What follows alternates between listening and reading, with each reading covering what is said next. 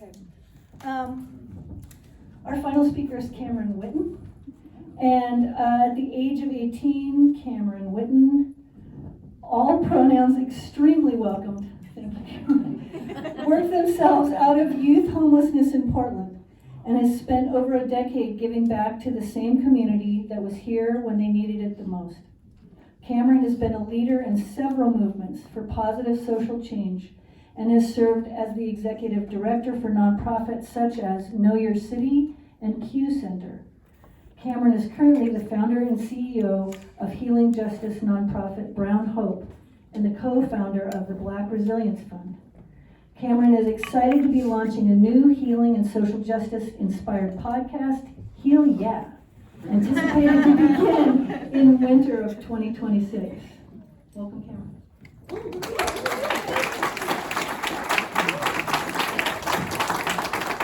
Thank you, Lizzie. Let's hear it for our amazing speakers here, David, Essence. Let's hear it for everybody in the room. Y'all having a good time? Yeah. I am just buying time till I get this mic set up, so keep applauding. What have y'all learned so far? I'm still working on this. What have y'all learned so far? I'm serious. What have y'all learned? We are the answer. Yes, keep distracting. What else? The problem is the solution. Yeah. I love that. I might have to crank my neck. I'm too tall for this mic. It's okay. It's okay. Thank you all so much. All right. Good morning. My name is Cameron Whitten, and I am an activist. Yeah. Thank you. As a survivor of child abuse, I've learned from an extremely early age the importance of speaking up and speaking out. And I've been causing good trouble here in Portland since I first came here at the age of 18 in 2009. And it's so good to be here back again at Activate. Thanks for the invitation, Dan. Y'all having a good time? Yeah. Awesome. Now I'm gonna be real honest with y'all. I came here today to give some real talk. Portland is currently in an inflection point, and I'm gonna push with every fiber of my being to inspire and influence the truth that must be heard and the change that must be made. As an activist, 2025 was rough. A complete shit show, to be politically incorrect. Anybody else feel that way? Yeah. This time for honesty, thank you. That's on the pants, but it's okay. And I could talk today all about fascism and Trump and white supremacy, but I actually want to talk about a deep disappointment I've been wrestling with that's so much closer to home. Given my track record of activism and a tendency to be audacious, I was ready for the moment we were in last year. I created and led protests, joined advocacy coalitions, facilitated activist and leadership trainings, and increased my involvement in political advocacy. I invited neighbors and friends in Portland to get involved. And yes, there was some movement. But I was also hit with a lot of resistance, hesitation, and fear. More than I've ever felt in my entire life as an activist. And while I was trying to keep it together, it wounded my soul to see things in the world go from bad to worse and not knowing who I could count on and who was really ready for solidarity and action. While I was out there in the community organizing, one of the most common responses that I got from folks was, "It's gonna get worse. It's going to get worse." And I struggled with this statement because I disagree with that wholeheartedly. It does not have to get worse. Thank you. At least one person's here. That's like, I came for this person here today. I've been a minority all my life, folks, so don't worry. I'm used to this moment.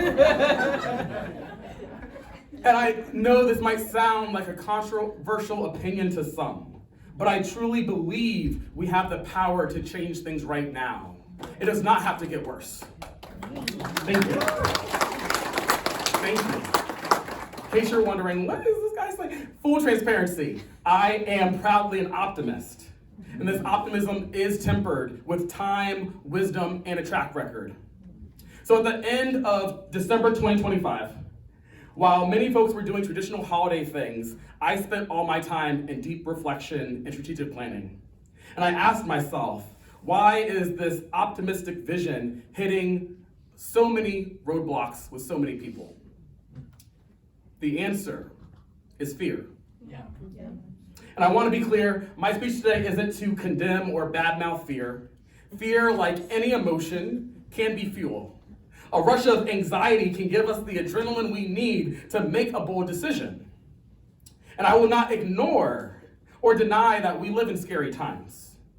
One of my favorite humorous deflections that I used all the time last year was, what episode of Black Mirror are we going to live through today? But I do believe it's a moral imperative that right now we must replace some of this fear with courage. Our societal challenges are not insurmountable. My ancestors, who endured violence and oppression and fascism beyond what I can taste, have been a profound reminder every day that we do have the power to turn the tide. This is why in 2026, Brown Hope set an intention called Finding Our Collective Courage, a message which resonates directly with a world that is desperately in need of change. So what does courage look like? What does it feel like? And how do we get more of it right now? I believe courage is measured by our will to be defiant towards oppression and adversity. Instead of being overrun by fear, owning fear and overcoming it. In the words of human rights activist Maggie Kuhn, stand before the people you fear and speak your mind, even if your voice shakes. Well, things need to be shaked up right now, right? And what I want to emphasize with this intention Brown Hope has, we're not focusing on individual courage.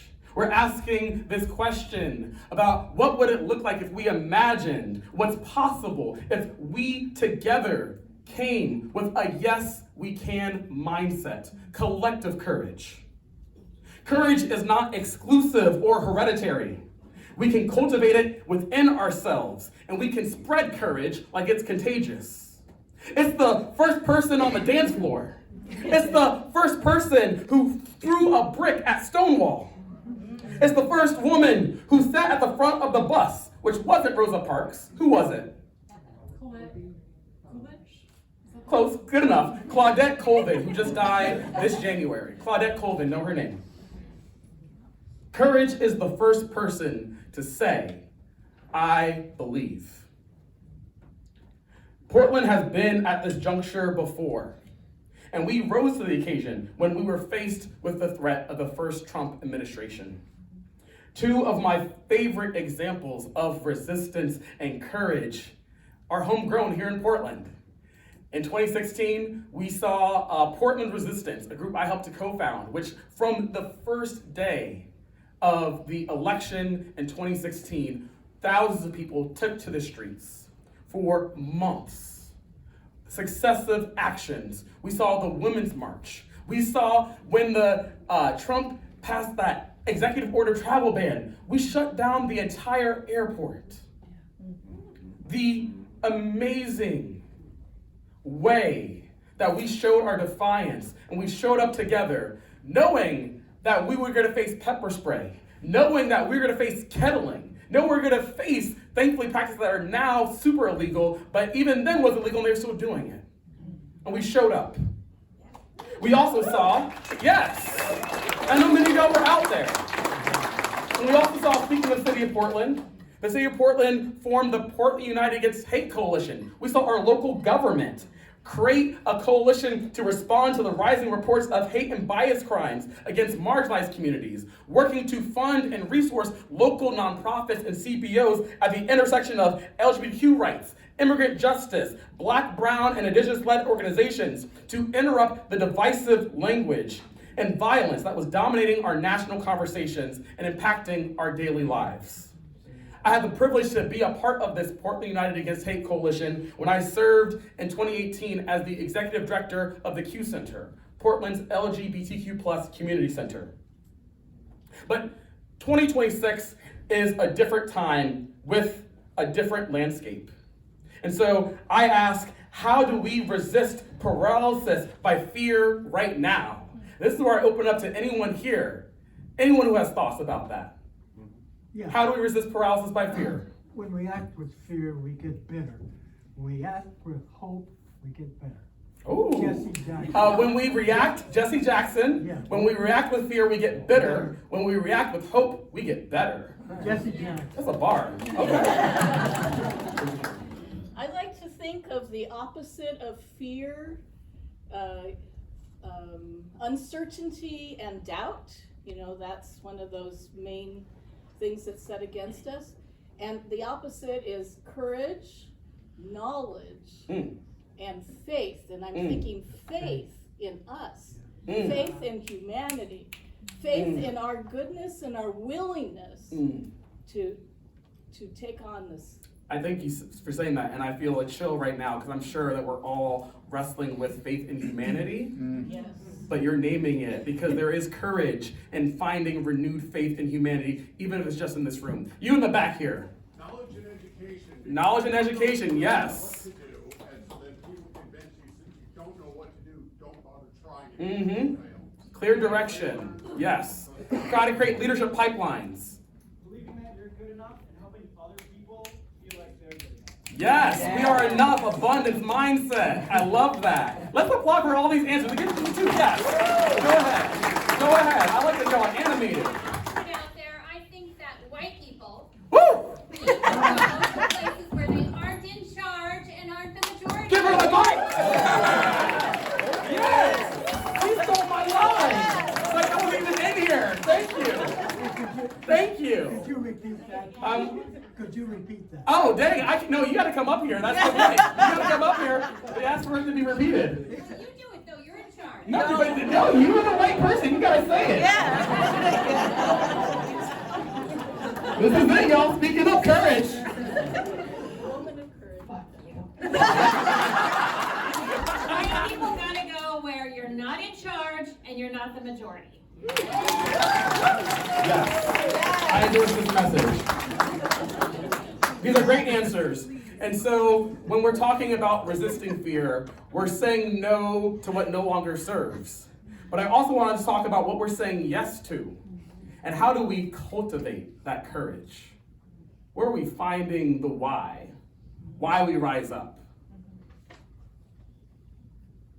You asked me? Because the Yes. 1% mindset teaches us, regardless of our gender, our skin color, our class, this 1% mindset is ubiquitous, like a fish swimming in water. We all can get infected very subconsciously. So being aware of that mindset of alienation, dehumanizing, whether you're white on top or not white below, whatever, where there's this dehumanizing patina that covers everything. So knowing that, seeing that, and then fighting that, whoever you are. I got something to Google. 1% mindset, y'all. Sounds interesting. Who else has something? You have something? Oh, yeah. Yeah, go ahead. Sure. When I garden, I do it in my front yard, and anybody that walks by, they're gonna get invited into the garden. Yes. They're gonna get fed, their thirst is gonna get quenched, and in case they are an immigrant or scared, they know that they have a place of safety. Yeah. And when people in my neighborhood see that, they might not recognize them, they know me, they'll come over and they'll introduce themselves, and community is happening right there. Yes, you gotta bring back human connection, y'all. Thank you. In the back. Just go, all three of y'all go. Because we love people. Yes, love of people. Because the tomatoes taste better when Love of tomatoes. Because we cannot wait for those empowered to make change. Yes!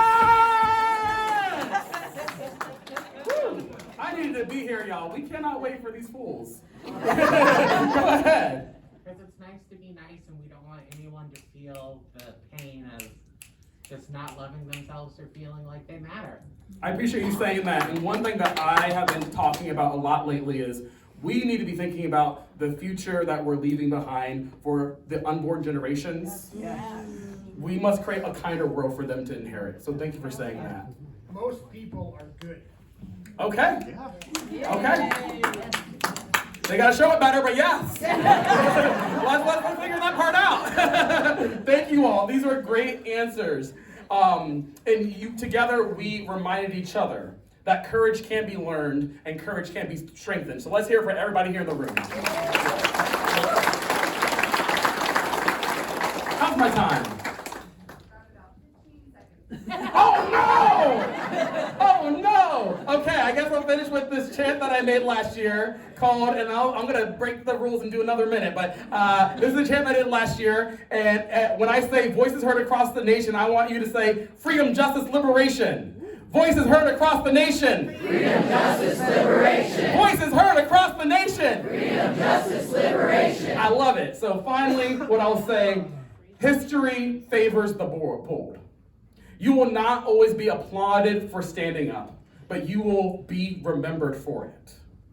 As we face a moral crossroads in this country right now, my goal for this year is to inspire as many acts of courage as possible. The bigger, the bolder, the better. And I hope I can count on your solidarity, love, and optimism in this fight because Black activists and leaders deserve your support.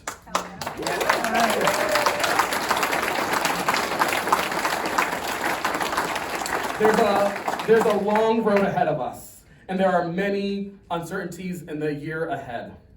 I believe this ambiguity can birth political anxiety, but it can also birth radical imagination. 2026 can be a year defined by a renaissance of justice. People united by moral courage have the power to face impossible odds. And remember that the numbers are on our side. It's time to leave the fear behind. Please make courage a conscious choice. Thank you.